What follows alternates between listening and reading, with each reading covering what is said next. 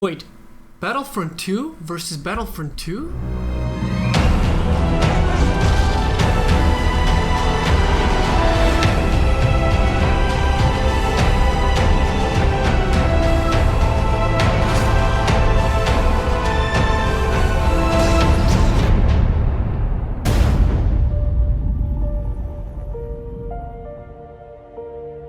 So today we're going to be comparing the Battlefront 2 of 2005 and the Battlefront 2 we just got. Before I begin though, I wanted to say that I actually got into gaming because of Battlefront 2. That was like the very first game, maybe like one of the first games that I really played and really got me into gaming. So, knowing that Battlefront 2 is going to come out in 2017, I was really happy about this, and it really made me wait for this game, and I was really happy when they announced that there's going to be all eras and all DLCs for free. So without further ado, let's begin this comparison. Let's begin with the number of the maps. So in 2005 we got Battlefront 2 with 19 maps, 18 of them being the ground maps and one of them being a space map.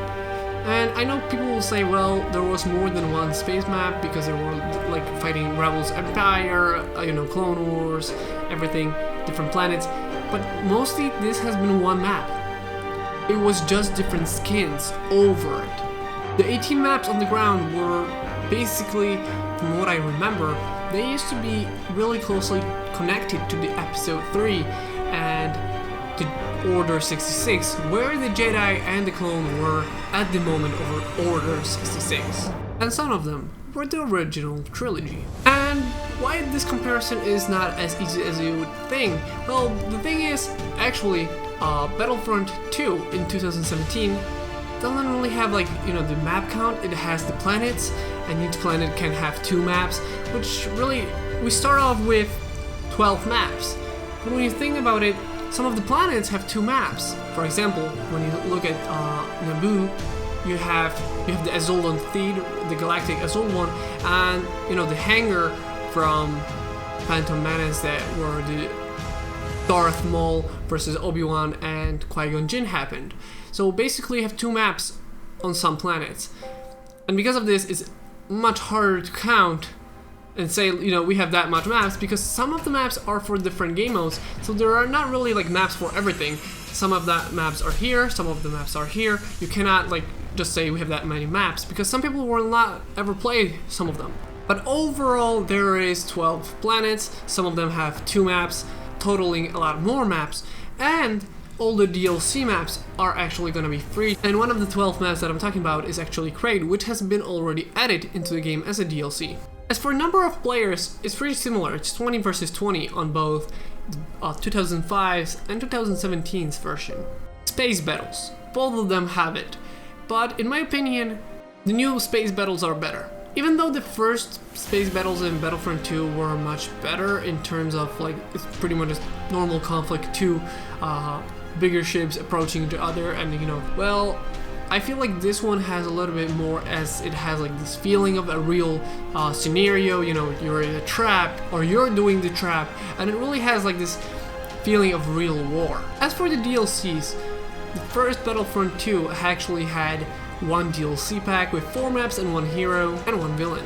For Battlefront 2 2017, well, actually we have all DLC confirmed to be free, so we're gonna get maps, heroes, everything that we can imagine for free. And the thing is, they announced, or at least they said before, they wanted it to be 2 years of DLC content. Okay, for the campaign, well, the thing is, in Star Wars Battlefront 2 in 2005, there was really no campaign. It just was the multiplayer maps and set objectives. We're here in 2017, in Battlefront 2, we see a proper campaign. Iden Versio, commander of Inferno Squad, is set during the original era, and it's going into the new era, so it's pretty much connecting it a little bit. And I'm not gonna spoil it, but it's really good, and it's really cool because it's shifting things around a little bit. For the arcade that we have in Battlefront 2, we had not had anything like arcade back in the day. Instant action is something that a lot of people loved. And in this regard, I think Battlefront 2 in 2005 was better because you can actually go in instant action and play pretty much like a multiplayer match on any map, any settings, whatever you wanted. Where here in instant action, you cannot really go in any match anything, because you cannot go into a space battle, you cannot do certain maps. It's pretty much limited, but it's still good. And this time I have to say that 2005's Battlefront 2 is better. So in 2005 we got 17 heroes, and you were not allowed to choose who you want to pick. All the heroes were map specific. Only on Most Eisley you could set a game mode where everyone was a hero or a villain. Otherwise, they were selected for each map, which is a good thing. I liked it that it was connecting to the movies. But I heard that in Battlefront 2 2017, for now it's all over the place, you can use anyone and on any map, any era. But I heard that they are gonna be making it so it's pretty much locked into the era once they have enough. Because right now they only have like one prequel, one new era, you know, like actually they have 2 new era, and actually they have more than one prequel because Chewbacca is actually counting too. So you know, but still, it doesn't feel like there is enough to really stop it. I think they're gonna stop it when there is gonna be 4 for each era, and they then can actually stop it, so there's only specific heroes for specific era. But for now, it's pretty much all locked. So here is a good and a bad thing. There's more heroes here, and they're, you know, unlocked. There, it was less heroes, there were, you know, locked to the map. But I think both of the heroes here and there are amazing. As for the vehicles, there has been 30 vehicles in Battlefront 2 in 2005.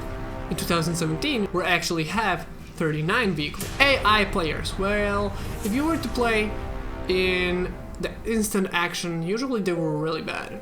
But if you play in an instant action on the new Battlefront 2, they're actually good. Graphics, and this is hard to actually compare because, let's be honest, 2017's Battlefront 2 is just beautiful. It's like, for today's standards, it's beautiful.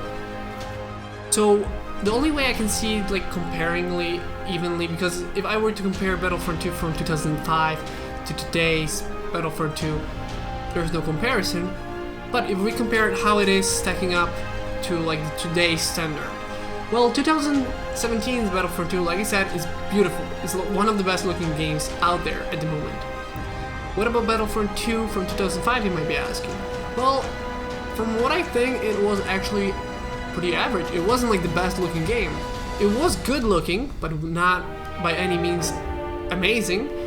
Okay, and the last thing is playable eras. And because in 2005 we only had 2 eras, we finished the prequel era, so there was 2 eras, the prequel and the original, and they were really good. I really have fond memories of this game, so it's really hard to say anything bad about it. As for this new Battlefront 2 title, we have actually the prequel era, the original era, and the new era, which is really nice because the more we get things, the better for us.